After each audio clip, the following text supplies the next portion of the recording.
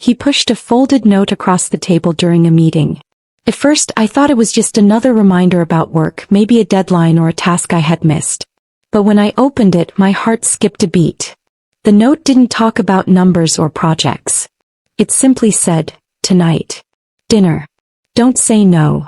My name is Emily. I'm 27 years old, from Chicago. If you saw me yesterday you would probably think I had it all together. A steady job, a promising future, and the kind of confidence people expect from someone who is finally living their dream career."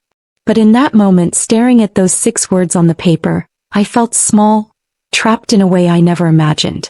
I tried to slide the note under my files, pretending my hands weren't trembling. Around me, everyone kept discussing reports and deadlines, completely unaware of what had just landed in my lap. I looked up, forcing myself to breathe, and saw him, my boss. He sat there, calm and collected, wearing the same easy smile he always had. He didn't look guilty. He didn't even look nervous. The rest of the meeting blurred together. I answered questions, scribbled notes, nodded when I had to, but inside my mind kept repeating those words, "Don't say no." It wasn't a request. It was a command. When the meeting ended, people laughed and packed up their laptops. I sat frozen, the note clenched so tightly in my fist that it nearly tore. I wanted to confront him, to throw it back in his face. But when I looked up, he was already waiting at the door, holding it open for me like nothing had happened. And in that moment I realized something terrifying. Refusing him might not be an option. I thought it was just one dinner. But that night was the start of a nightmare I never saw coming. On the surface, my life looked like a story people would envy. I had landed a position at one of the top firms in Chicago. My boss praised me in front of clients, my coworkers respected me, and even my parents told everyone at family dinners how proud they were of me. Every morning I walked into that office feeling like I was building a future worth fighting for. There were flowers on my desk once, sent from the team, after I closed a big project. There were late-night dinners with colleagues where he, my boss, would raise a toast to me, calling me the brightest star in the room. People clapped, I smiled, and for a while I believed them. But beneath the compliments, cracks were forming. Little moments that most people wouldn't notice, but I did. His eyes lingered a little too long when I passed his office door. His texts came late at night, starting with work questions but quickly turning into personal comments. "I hope you're not lonely," or, "I can't stop thinking about you." At first I brushed them off, convincing myself it was harmless. But then came the small, almost invisible shifts. He would find excuses to keep me after hours. If another manager asked for my time, he would step in and say, "She's too busy with my work." It wasn't protection, it was possession. One morning I spilled coffee on my blouse and rushed to the bathroom, embarrassed.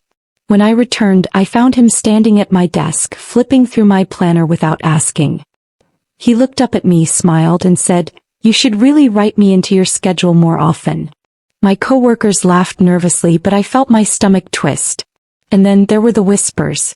I noticed the way people exchanged glances when I entered the break room.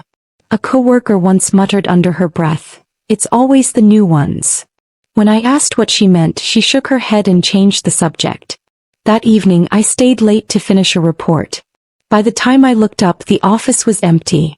As I packed my bag, my phone buzzed. A message lit up the screen. It was from him. Outside. "Get in the car." I walked to the window and there it was. His black car parked right at the curb, headlights on, waiting for me. My heart pounded so loudly I could barely hear myself breathe. That night I realized, my job wasn't just a job anymore. It was a trap. The drive that night was silent. I sat stiff in the passenger seat, staring out the window, clutching my bag as if it could protect me. He drove calmly, humming along with the radio like this was the most natural thing in the world. Finally, we pulled up to a quiet restaurant on the edge of the city. A place I had never been to before. Inside, the host greeted him by name. My stomach dropped. This wasn't the first time he'd been here. He had a routine. A pattern. No, I was part of it. At dinner, he leaned back in his chair, relaxed, smiling.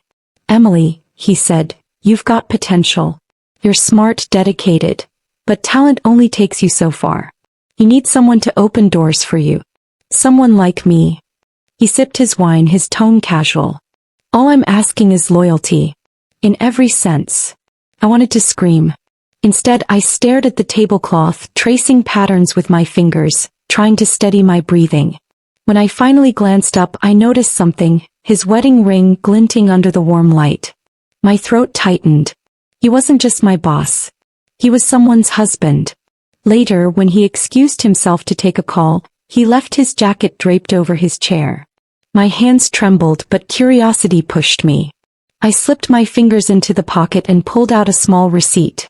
At the bottom was a handwritten note. Reservation for 2. Emily. My name. My skin went cold. This dinner had been planned, not spontaneous. That night I couldn't sleep. His words echoed in my head. Your promotion depends on how well you treat me tonight. It wasn't just manipulation, it was a threat. The next day I confided in my coworker Megan. She listened quietly, her face pale.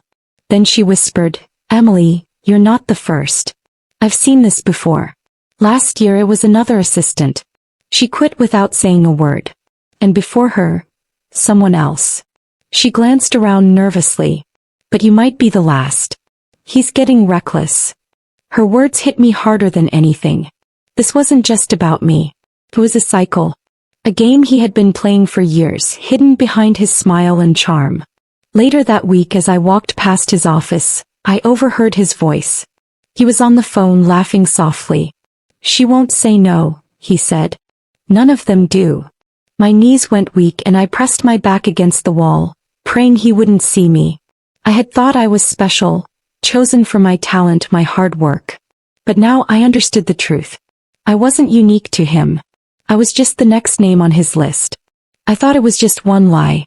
But what I uncovered was an entire second life I never knew about. For days I carried the weight of what I knew. The receipt with my name, the whispers from Megan, the phone call I overheard, it all played in my head like a broken record. Every time I saw him walking through the office, smiling at people, shaking hands, pretending to be the perfect boss, I felt sick. I told myself I'd stay quiet, that I needed the job, that speaking up would only ruin me. But the truth kept burning inside me until one night I couldn't hold it anymore. It was late. The office was nearly empty, shadows stretching across the walls. I walked into his office, clutching the note he had written me, the one that started it all. He looked up from his computer, surprised but calm, like he had been expecting me. Without a word, I set the note on his desk. My hand shook, but my voice didn't. Is this why you hired me? For a long moment, silence filled the room. His eyes studied mine and then he leaned back in his chair. He didn't flinch.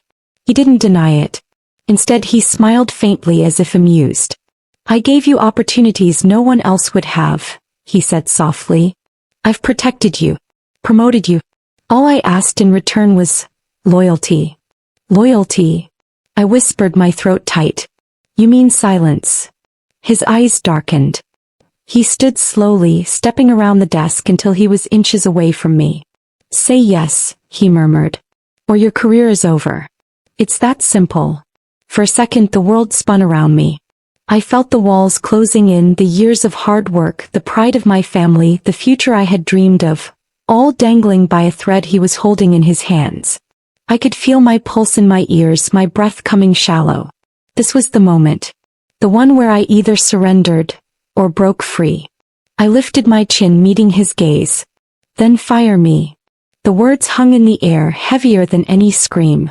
His expression faltered for the first time. He wasn't expecting defiance. He wasn't expecting me to choose my dignity over my career. He stepped back, jaw tight, eyes narrowed. But I didn't wait for his reply. I turned, walked out of his office and closed the door behind me. My legs trembled, my chest ached, but for the first time in weeks, I felt a spark of power inside me. As I walked through the empty halls, I realized something. The silence we shared in that office wasn't just an ending. It was a beginning. I asked him if he ever loved me. He looked straight into my eyes and said, "Not in the way you wanted." The night I walked out of his office, I felt like a part of me had shattered forever. My heels clicked against the empty hallway, each step echoing like a reminder of everything I was leaving behind. The job I had worked so hard for, the pride my parents felt, the stability I thought I had, all of it was slipping away.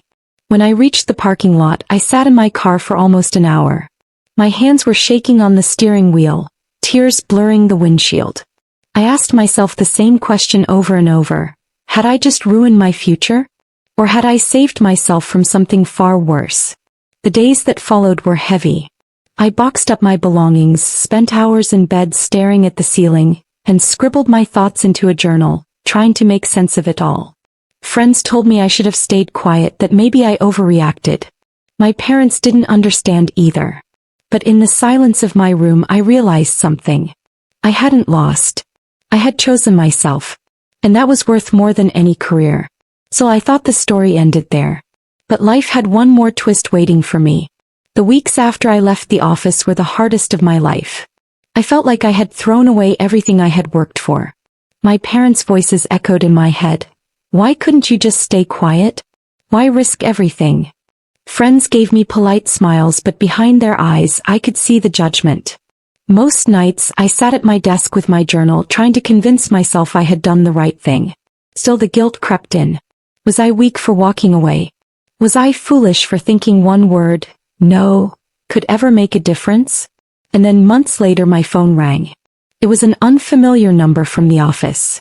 When I answered, I heard the voice of an HR representative. "Emily," she said softly, "you're not alone. Others have come forward. Women with stories just like yours." For a moment I couldn't breathe. I had convinced myself I was the only one, that no one would believe me. But one by one the truth had started to rise.